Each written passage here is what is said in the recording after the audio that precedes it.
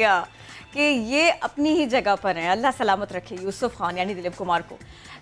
अब आज उनको याद करने की वजह क्या है, मैं आपको याद दिलाती हूँ। हमने इसके ऊपर आपको अपडेट भी किया था। पेशावर में है इनका आबाई घर, इसकी यादें उन्होंने भी शेयर की और अपने जज्बात का इजहार किया। समाजी राबिते की वेबसाइट्स पर उन्होंने जब ये पिक्चर्स ट्वीट की, ऐसे तो हमेशा ये हुआ है कि सायरा बानो उनकी अहलिया वो थोड़ी सी एक्टिव रहती हैं और वो इनकी सेहत के बारे में बताती हैं। कभी कभी वो कोई पुरानी पिक्चर अपलोड कर लेती हैं।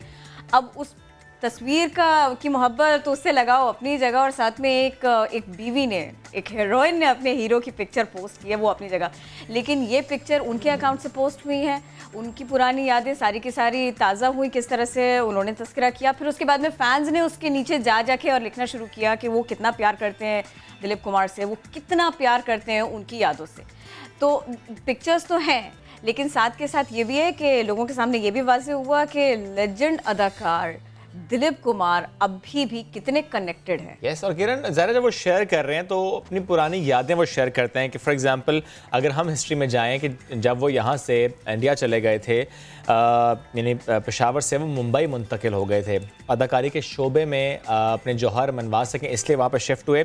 और ट्वीट में जब उन्होंने अपनी यादें शेयर की तो उन्होंने कहा कि वो एकदम से ना उस टाइम में चले गए हैं कि जब उनके वालिदैन, उनके दादा दादी, नाना नानी, उनके चचा, उनके कजन्स, वो सब वहाँ पर रहा करते थे। तो यानी वो उस टाइम को याद तो कर रहे हैं और वो कहते हैं कि उनकी आवाज़ वो उन्हें अभी इस वक्त कानों में गूंजती सुनाई दे रही है। यानी वो बिल्कुल उस टाइम पे पहुँच गए हैं। अपनी वालिदा के बारे में उन्होंने यादाश्त का तज़किरा भी किया और कहा कि वो काफ़ी कमज़ोर थीं और हमेशा घर के बड़े से बावर्ची खाने में मज़ेदार से खाने बनाया करती थीं। और वो कहते हैं कि वो उस वक्त छोटे थे। यस, माहौल याद है। वो कहते हैं मैं बड़ा छोटा सा था उस वक्त और अपने कामों से जब उनकी वालिदा फारिग होती थी तो उनके साथ बड़ा अच्छा वक्त गुजरता था। वो कहते हैं मैं वेट करता था कि मेरी वालिदा जल्दी से फ्री हों किचन से और फिर उनके साथ टाइम स्पेंड करें।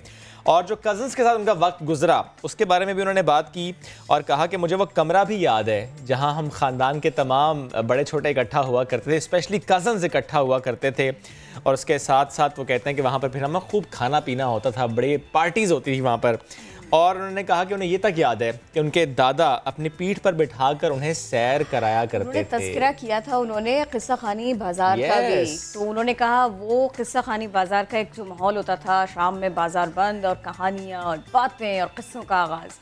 तो उन्होंने कहा कि वो जो वक्त था, किस तरह से वो अपने चचा के साथ में, अपने दादाजी के साथ में, उनकी गोद में, उनके कंधे पे चढ़ के किस तरह से जाते थे, वो कहानियाँ भी उनको आज तक याद हैं। वो ये सब कुछ भी नहीं भूले।